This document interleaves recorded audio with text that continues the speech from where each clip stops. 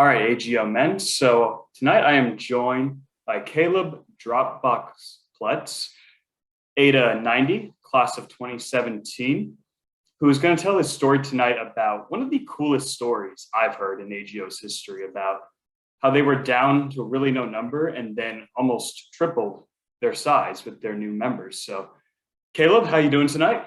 Good to talk to you. Good to talk to you too. Good to have you share some wisdom here. So yeah, tell everyone a bit about yourself and a bit about your story, particularly the fall of 2015 and what happened there. Sure. So I'll rewind it back a little bit. So I rushed AGO fall of 2013 as an incoming freshman. So I had not heard about a Christian fraternity coming into college. It was a personal connection. I mean, not really a close one, but someone who I kind of run into, invited me out to a Rush event. I had no idea, what Rush was. I hardly knew what even a fraternity was. My parents were, they hear fraternity, they're like, oh my gosh, no, he's gonna get killed or something, or they were definitely didn't necessarily support it at the beginning, but that's just I never heard of a Christian fraternity before. Totally. So I got invited to a Rush event, and so that's kind of the origin of it. And then I ended up sticking around. I was a solo pledge, so I didn't have anyone in my pledge class. But it was a really cool experience though, because the active body at that time really embraced me, even as a pledge. And it was kind of an experience that I'd never had before. Before college, I'd never really experienced true biblical brotherhood and biblical community. And so that was really part of a life change for me, was joining AGO, having biblical brotherhood and community. And it really changed me as a person. I went from a really shy, timid person to being a confident person who is able to function in society as a real adult. I mean, have plentiful or beneficial relationships, and also deepen my relationship with Christ, which was probably the biggest gain from it. So that's kind of the origin from there. So when I was a pledge, we had probably 10 to 12 actives. There were still a lot of holdovers from when they founded. So they founded, I think, in 2009, 2010. Most of the chapter, a lot of the guys took longer than 4 years to graduate. So we had a lot of old guys sticking around, which was also cool for an 18-year-old. I mean, most of my friends were 22, 23, 24 years old, which was kind of unique because they're a lot more mature than a lot of my peers as incoming freshmen. So that was kind of different, and that also kind of played into the whole more mature spiritual community that they had built. And so I was single pledge, but went through the whole process. Really grew close to all the guys, and then to this day they're my closest friends. So we joined. So spring of 2014, we didn't have any pledges, and then we had most of the chapter graduate. I think we had 7 guys graduate. And so at that point, we were down to 5 members, and then there was just a lot going on at that time. I mean, we a handful of the guys, rented an off-campus house that was kind of serving as our, chapter house. And so, we lost that because all the guys moved out because they graduated. Everyone went their separate ways, and no one was really in a position to, move back into that, to take that over. And so it was definitely a time of transition for the chapter. And it was tough, but it was also kind of a changing of the guard, because with most of the founders graduating, there definitely was kind of a difference in, I don't know how to say it, but when our founders, they were so intense and passionate about AGO, because they had spent a full year going through the founding process, which actually, from back then, it was more difficult than just a 1 semester pledgeship. So so Yeah, that's kind of absolutely. what they were coming from, and so there was that passion there. But then it was kind of tricky for us once they left, because not that we didn't value it as much, but having them like super intense, like always focused on solidifying the brotherhood, and making sure we recruit well, rush well, and do that. So it was definitely a period of change where it's the old guard is kind of graduating, the new guard's coming in, and how are we gonna react and kind of make the chapter our own. So yeah, so fall 14. So going into that semester, I mean, the health of our body was not very good, in terms of how we're working together, how guys are spiritually. And so we actually ended up, we asked 2 of the 5 members to step away and take some time away and kind of reevaluate some of the stuff they're doing in their personal lives and how their relationship with Christ was. Because the semester before, there had been just a lot of infighting and just some stuff that really shouldn't have been present in our body. And so we kind of look at that time as we're kind of trimming our fat, so that way we have a strong base going forward. So looking back now, it looks kind of crazy, because we're like, okay, we have 5, we're so low in numbers already, and then let's cut it down even more. But I think that was a big part of, I guess, our re-foundation almost, is making sure that the guys that we had were committed to the same goal, because that was really important. Because the other 2 guys that we asked to step away, they weren't pulling in the same direction as we were, and they were making a little bit more about themselves and less about the group as a whole and serving Christ. So yeah, so that brings us to that point. Feel free to jump in and ask any questions if you feel like I'm missing or skipping over stuff. No, yeah. Like, first kind of question I wanted to ask was, you're in this state, you've got really low in numbers, and you've kind of recasted the vision.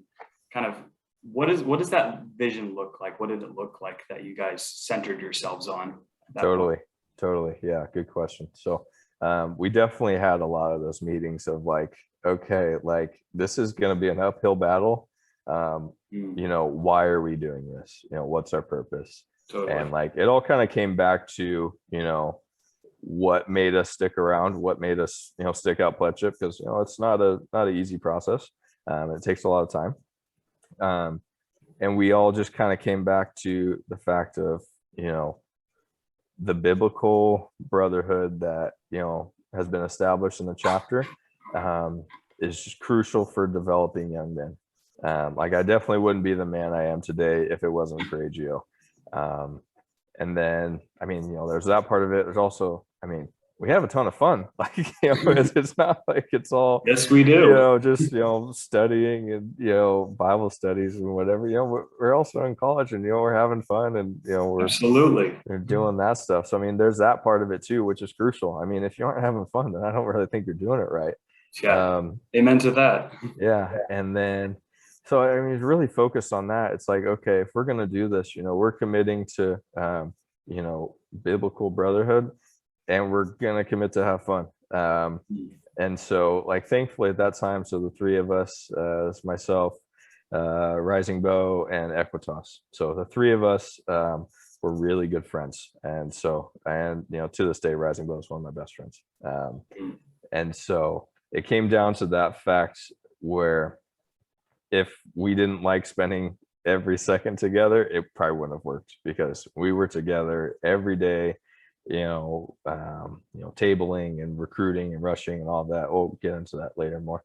But yeah, so that was kind of the whole vision casting there, is making sure we're all on the same page. And that's just crucial, because you all have to be pulling in the same direction. And Totally. if you aren't willing to sacrifice your time, it's not going to work, because rush and recruitment takes a lot of time, and if you don't put in the work, the guys probably aren't going to be there. Totally. So you really have to be willing to sacrifice, and then also make it worth it. I mean, if if you aren't getting out of AGO what you expected, do some evaluation to figure out why, and figure out what you do want to get out of it, and then work towards that, because you have to have something that you're working towards. Totally. Yeah, we need to be focused on something. If there's no vision, there's no direction with how we do things. Yep. So you've got to recast the vision here. You guys are all committed to the same purposes now, and you're entering into a critical season. So what was the mindset of your chapter as you entered this fall rush? You're low numbers, but you're on the same page now. You're best friends. How's the mindset of the chapter entering to this rush? Survival. that was the mindset. It's Totally. Our founders went through so much. We don't want to be the guys that this chapter dies on. So it's more almost selfish. I know it kind of sounds bad to say it that way, but it's we love this fraternity so much. We don't want to be the ones that it dies on here. So that was kind of the mindset, and so we were really committed to, okay, let's rush well, let's plan good events, let's be intentional with reaching out to people that we know, and let's make it work. So what didn't help us was we lost our house, so we didn't really have a central meeting place to do a lot of stuff. We did all of our events at the dorms at Fresno State, because there's rec rooms that you can rent, big meeting rooms. So that was kind of our meeting place. And even for Monday night meeting, we didn't have a place to meet, so we met in a community room in one of the dorms, Really? which made rituals pretty tough because they're not private.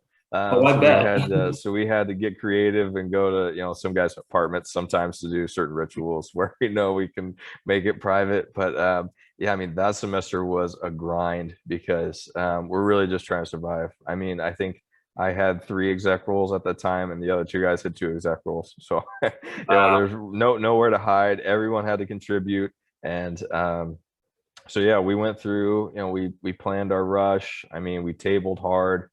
And we can kind of talk in depth in our process once I kind of go through the timeline. But rushed hard. Ended up, I think we started with probably 5 pledges. Ended up 2 made it all the way through. And so these guys were awesome guys who were committed, to actually the fraternity. The other 3 guys were kind of wishy-washy, the kind of guys that get kind of flushed out in pledgeship anyway. They're more just looking for a social hangout, or not really looking for a serious time commitment. So we end up with those 2 guys, a freshman and a senior. So that was kind of an interesting dynamic with them, in the pledgeship, because one guy who thinks he's really mature and thinks he's been through some more life, and then this eager freshman who just wants to do everything. So it was an interesting time. So we got those 2 guys through. So we got the number back up to 5. And then the following year, spring of 14, 0. The whole rush, rushing hard, tabling every day, reaching out to guys, and then just nothing to show for it. I think we probably pinned a couple guys, or at least bidded several, maybe pinned a couple, but they all washed out, within the first couple weeks. So that was pretty hard for us, because we felt like we had some momentum. We had 2 really strong guys that were committed. But then also just kind of at Fresno State, spring rush is always tough. Not a ton of guys are looking to join, mid-year. I don't know if that's consistent with other universities, but for sure at Fresno State, it's really tough to recruit in spring. So that took us into the summer of 2015. Yes. And so at the end of the spring of 2015, we had 1 guy graduate, and then so we were down to 4 guys. And so going into that summer, the 4 of us, we're all still really fired up. Same thing, the 4 of us are best friends, hang out all the time, and that was really crucial. And still all committed, same goal. We want to grow this. This is changing our life. We want other guys to have this experience too. Amen. And so we kind of took a different approach, because our chapter advisors kind of challenged us to focus more on our spiritual health that summer than being concerned with rush, which is kind of counterintuitive, you would think, because you think I need to put all my time and energy and focus into this or else our chapter's going to die. But we ended up doing like a 40-day fast. So I think two of us fasted music, two of us fasted like watching TV. So like literally for 40 days straight, like we didn't listen to any music, like we just prayed or read our Bible. And the other two guys, they didn't watch TV for 40 days. They just prayed or read their Bible, or doing social stuff with people. But that time where they would have been watching TV or something, they were either pursuing something for AGO or pursuing something in their spiritual life. So I think that really played a big role, because we made it less about ourselves and more about, okay, how can we serve Christ and how can we glorify him with this organization? Because at the end of the day, even in life, we need to be winning others to a saving knowledge of Jesus Christ. I mean, Amen. in life, I mean, that's what it comes down to. And even like I lead high school students at our church, and I mean, I'm harping on that to them. Kind of subtly throwing the purposes at them, so that maybe someday when they get to college, we'll see if we can rush them. But just how important that is in life. I mean, a lot of the stuff that we go through on a daily basis really doesn't matter if we aren't winning people to our eternal kingdom. So that was really huge for kind of setting our mindset right for that summer. And so we did have some really good chapter advisors who were advising us well, and kind of helping us in the right mindset. And we really we're praying. I mean, we're praying daily, Lord, help this organization grow if it's your will. And so I definitely think that God had a hand in growing us in the coming semesters, because we truly were seeking him, and he blessed it. And so that was part of it. We going more into the practical stuff for recruitment that summer. Let's talk. What went into the prep side of things for recruitment in the summer? Sure. So one of the big things was we got a house. We got an off-campus house. So three of us moved into a house. That was huge, just for having a place to meet where you don't have to try to reserve a room on campus. We can do that, and we don't have quiet hours we have to deal with. Like, we want to have a late event, we can do that. So that was huge with having a centralized place to meet. Practically, we wanted to throw some cool events, and as a 4-person chapter, our dues weren't very much, and we couldn't really afford to do much. So we reached out to every alumni that we had from our chapter, and we said, hey, and we made specific requests. We said, hey, we want to have a broom ball event, which is like at an ice rink, and you play a little stick hockey. But the rink fee was kind of expensive. Like, it was a couple $100 back then. That was a lot to us. So we said, hey, can we have $100 so that we can throw this event? And we had awesome alumni that were really receptive. So I think that was a really good lesson of like how to reach out to alumni, like adults. Specific requests get specific results. That's something I say to a lot That's a of good people. word. Yeah, because I mean, if you ask general or vague questions, you're going to get general vague answers. Like, I'll say, oh yeah, sure, so send me your address, I'll put the check in the mail. They aren't going to say anything. But when they can know, okay, my money is going to buy 20 pizzas for this event, or it's going to go to this rink rental fee.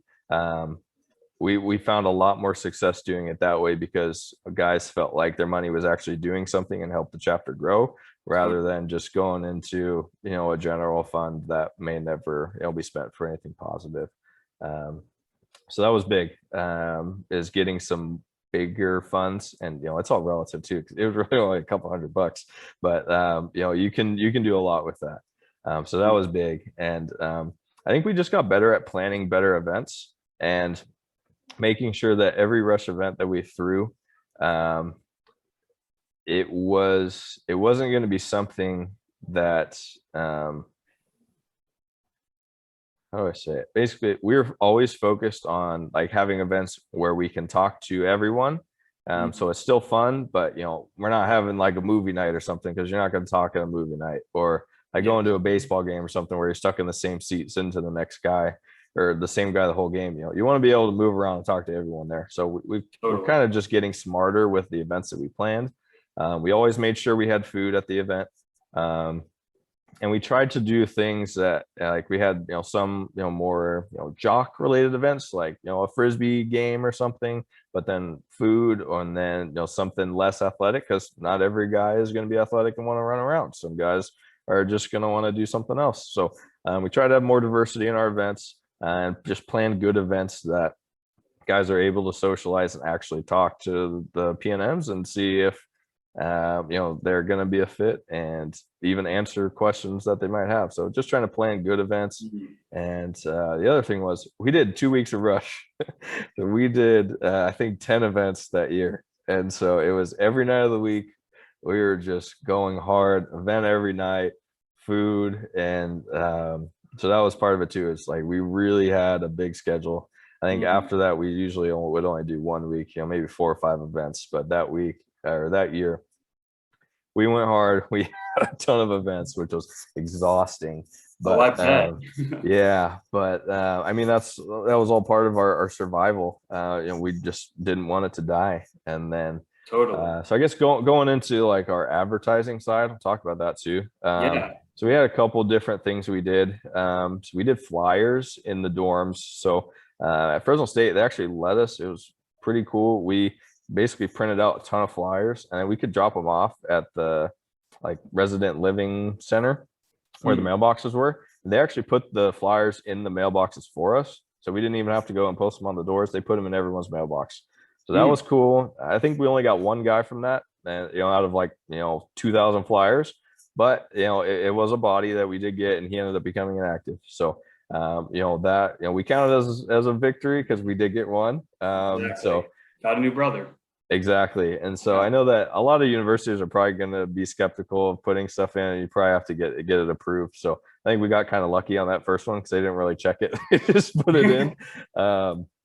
And then the other thing, the biggest thing, I mean, we tabled on campus every day. So we had a table out there. We had our flag, our banner. We had a speaker playing worship music. And we were out there for at least 4 hours every day for 2 weeks. And with a body of 4, that was a huge sacrifice for all of us, because basically if we weren't in class, we were there at the table. And luckily it's the beginning of semester, so there's probably not a ton of work to be done. So thankfully we were able to make that work. And we even called in alumni. We said, hey, is anyone available to cover 1 hour at the table, because all 4 of us have class at this time. And we had guys step up, and they showed up for 1 hour. They said, hey, I'll do it on my lunch break. I'll come over and I'll carry. I'll cover for an hour, or I'll cover for 30 minutes. And so that was huge too, because having more numbers around the table kind of gets more buzz, and people will actually kind of pop in. There's just one guy standing behind the table, probably not going to get a lot of guys to come up to you. So like the big thing we found for the tabling is, you don't want to be behind the table. You want to be in front of the table and actually talking to people, and throwing a football at people or something. And so this is where like having social guys that are willing to put themselves out there is really important. And this is also where you can learn to be social, because you can either sit behind the table and look lonely for a couple hours while you're out there, or you can stand in front and try to talk to people, and just get to know them. And that was something our founders were really good at. They were really well known on campus, like even for being a small chapter on a public university with not a huge Christian influence, footprint on the campus. Like our guys were known because they were social, and they hung out and they talked to people. It wasn't always just about recruitment. It was just about building relationships. So that was huge for us.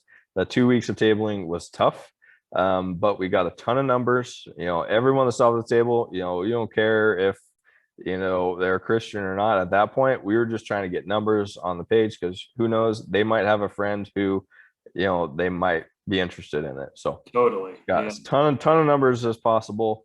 and then just started texting them every day, just say, come to these events, and pitching it, because hey, we got food, there'll be pizza there, or we got sandwiches or whatever.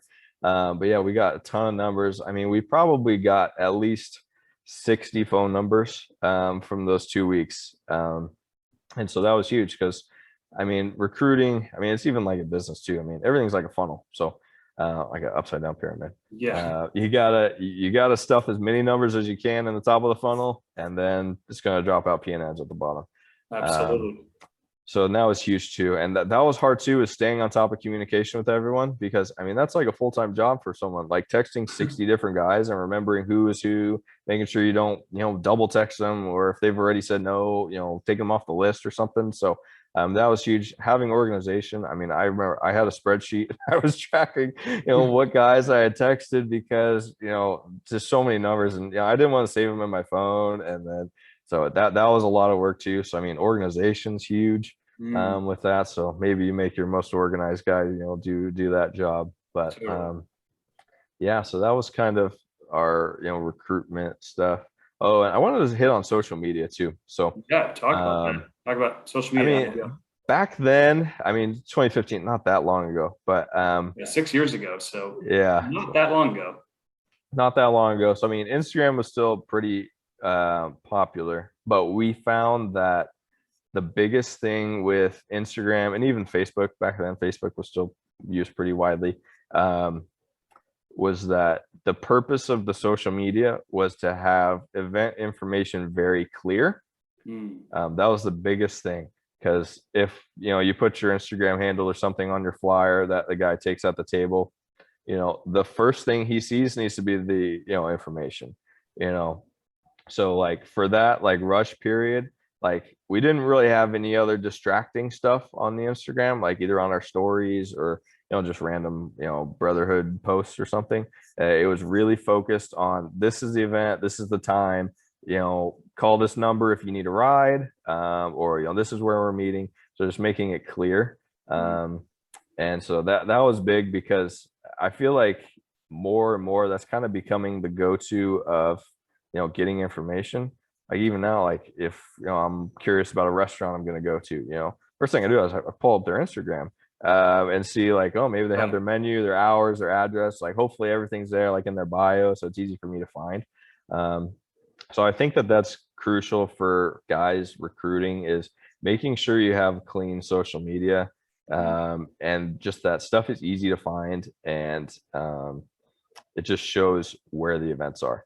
So that was how it worked for us. Was it needed to be more informational, less about like advertising. I don't know if that makes sense, but there's more just, let's get the information out there so people can find it easily. Interesting. Yeah, good point. Yeah, that's interesting. And so let's kind of shift the perspective to, all right, now we're in recruitment. You got 60 names, got 60 numbers, got a list, got some leads. So you go to your rush events, and some of these guys show up. So, you're a small chapter, you're 4 or 5 guys at this point. And so when these guys are asking why I should join AGO, like, what do you pitch them on? What do you sell them about AGO? What do you talk about? Totally. So that's where you need to have your elevator pitch ready. So, if you're familiar with any type of business or sales training, you got to have, your 30-second, 1 minute, 2 minute pitch for, what's the purpose here. So yeah, that's huge, because, as chapter 4 guys, we were having that conversation, 20 times on the same night. So you got to have it succinct, so that way you can, tell it multiple times. So yeah, I mean, we're saying, hey, what's the deal with this, Christian fraternity? It's like, yeah, man, it's awesome. We're the only, Christian fraternity at Fresno State. We're a dry house. So, we're not focusing on partying in that way, but we love having fun, and we love having, fun events like this, like bowling or whatever we're doing. And we're focused on brotherhood. We're focused on, pursuing Christ and, growing deeper in that. We are, committed to service. We all serve in our churches, and, that's kind of the short gist of it. Is that something that, sounds interesting to you? And usually they're like, I kind of like the sound of fraternity, or, blah, blah, blah. And then, I don't know, it's just more about building a relationship, because at that point, usually you can kind of tell if they're in or they're out. or at least if they're interested enough to stick around. But yeah, for guys recruiting now, have your 30-second pitch ready. You need to be able to tell what AGO is and then also how it impacted you. Because personal testimony is huge for recruiting. Tell it. You have to be able to communicate how it changed your life and why they should care about it. Absolutely. Because I could share my story of when I graduated high school. I mean, I could hardly have a conversation with someone. I was shy, timid, and just not confident. And then through this whole process, I've learned a lot of good social skills that have helped me in life now. I mean, learning how to have a conversation and doing that stuff. So I mean, you can go practical. You say, we can provide training for being a successful adult, or basically just sharing whatever has been the big impact for you in your life. So yeah, that really is tailored to every person individually. Totally. Yeah, that's one of the things I constantly harp on. I'm sure AGO men across the board have always heard this. I always remind guys, your story has power. Like not just with with what they pitch to AGO and can talk about that. It's like their testimony too. Like what we can talk about, our stories. That has power in showing people how AGO can impact us, how God can impact us. So totally love that. Great advice there. So talk about kind of the recruiting process now, I know when did things seem like they were going different for y'all at this point? I mean, definitely with the rush events. I mean, having like 10 plus, potential guys showing up to rush events was different for us. I mean, we're used to, having maybe 2 or 3 show up to each event. So, the fact of actually having 10 plus guys show up we were feeling like, okay, something different's happening here because, it's actually working. Guys are showing up. Totally. So yeah, it was that was pretty evident early. And then, yeah, going through and even on like the night we, gave out bids. I mean, that was a long night because Ada, we kind of like to do elaborate bid nights and kind of make it a theatrical presentation and stuff. So yeah, so it's a ton of fun. It's a lot of work though, especially when you do it 13 times. Like it could take a lot. So, but yeah, so it definitely changed in like the first rush events. We're like, okay, this is actually working. And then guys coming back to multiple events, that's huge too, because like, okay, if they're coming back a second time, either they're broke and they need food, or they're actually interested in this. And so that was really cool. And yeah, getting to bid night, I think we gave out probably 16 bids. Wow. Yeah, which was huge. We'd never done a number anywhere like that. What was the highest number you've given out previously in your time as active? Oh gosh, I mean, in my time as active, probably 5. Wow. So like tripling. Yeah, in definitely. one rush. So yeah, we had gave out 15 or 16 bids, and then 13 of them accepted, which was crazy. So that was probably our most like nervous night, was when the guys had to show up to accept the bid. And I mean, I remember just being nervous all day, like, oh, I hope guys show up, because we just went through 2 weeks of like grinding, no sleep, and just doing all this stuff, and like, Lord, please help it pay off. And 13 guys showed up. Wow. And got pinned, and then started the roller coaster of pledgeship. But that was interesting too. I mean, when it came to big bros, I mean, we were recruiting alumni to take little bros, just because I mean, it wasn't feasible for one guy to have 4 little bros and be able to actually invest in them. So I mean, we had a couple guys that did have 2 little bros, but we tried to recruit as many local alumni who were still young-ish and willing to be in their little bros lives. So that was another thing. It's like, okay, this is different. We don't physically have enough actives here to be big bros for our little bros. But what a good problem to have though, right? Definitely. So many pledges that they just outnumber the active body. So end of rush comes, you bid night, you're nervous as heck after all that work, after probably putting in like essentially full-time job hours for the last 2 weeks. Definitely felt like that. And then you got 13 guys show up in their suit and ties through the door. How was the feeling for you and the actives seeing that happen? Yeah, it was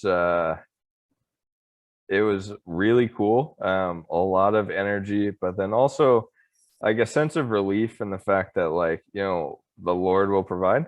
And clearly at that time it was his will for us to get a lot of guys on the door and keep everything going.